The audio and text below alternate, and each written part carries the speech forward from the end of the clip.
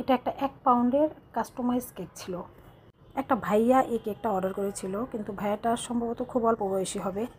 আমাকে হোয়াটসঅ্যাপে রাতে নক দিয়েছিল, তারপর দিনই কেকটা লাগবে।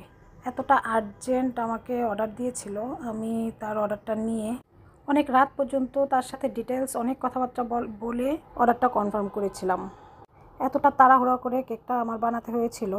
আমার বাসায় যা ছিল তাই দিয়েই আমি খুব চেষ্টা করেছি। এই কেকটা যেই থিমে ছিল, থিমের জন্য আমার আরেকটু বড় বোর্ডের প্রয়োজন ছিল, এবং উনি অনেক বড় একটা লেখা দিয়েছিল, যে লেখাটা বোর্ডের অনেকটা অংশ জুড়ে থাকতো। তো আমার তাড়াহুড়ার জন্য আমি ওই লেখাটা হাতে লিখতে পারিনি, তাই ভাইয়াটা একটু মন খারাপ করেছে। কিন্তু কেকটা যথেষ্ট পরিমাণে মজা করার চেষ্টা করেছি, অনেক চকলেট দিয়ে, প্রচুর পরিমাণে চকলেট আপনারা দেখতেই পাচ্ছেন। ক্রাম কোটিং করার সময় আমি চকলেট একদম অনেক বেশি করে দিয়েছি। সামান্য একটু নীল রং দিয়ে আমি এই কালারটা এনেছি। এই কালারটা দিয়ে পুরো কেকটা কাভার করার পরে খুব সুন্দর লাগছিল কেকটা।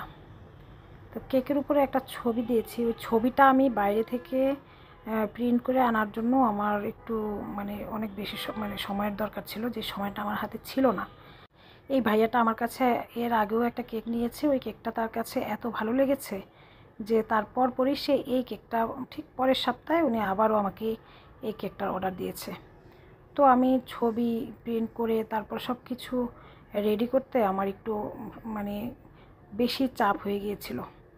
তাই আমি বড় বোর্ড না আনার কারণে আমি লেখাটা সুন্দর করে হাতে লিখতে পারিনি। হাতে লিখতে না পেরে আমি ছবির সঙ্গে লেখাটাও প্রিন্ট করে নিয়ে এসেছি, যাতে ভাইয়া তার ওই লেখাটা রেখে দিতে পারে স্মৃতি হিসাবে। ক্যালেন্ডার থিমের এই কেকটা আমার খুব ভালো লাগছিল। কেকটা রেডি করার পরে দেখতে আমার কাছে খুবই ভালো লেগেছিল। আমি পুরো অক্টোবর মাসের পুরো ক্যালেন্ডারটা সুন্দর করে বোর্ডের মধ্যেই উঠিয়ে দিয়েছিলাম। লেখাটা হাতে না লিখলেও দেখতে কিন্তু খুবই ভালো লাগছিল, কিন্তু লেখাটা হাতে না লিখে আমার কাছেও একটু খারাপ লাগছে, যে হাতে লিখলে হয়তো বা একটু ভালো লাগতো। তো বোর্ডটা আমি মার্কেট থেকে আনতে অনেকটাই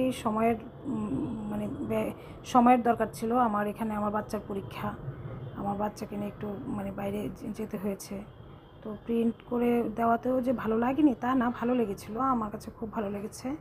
কিন্তু ভাইয়াটা কেন রাগ করলো বুঝি না। আসলে এক একজনের এক একটা চয়েস।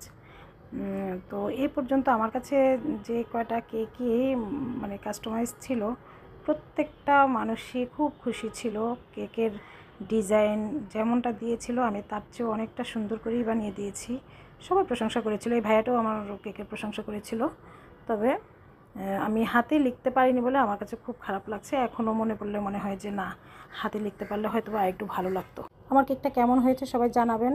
আসসালামু আলাইকুম, সবাই ভালো থাকবেন। আল্লাহ হাফিজ।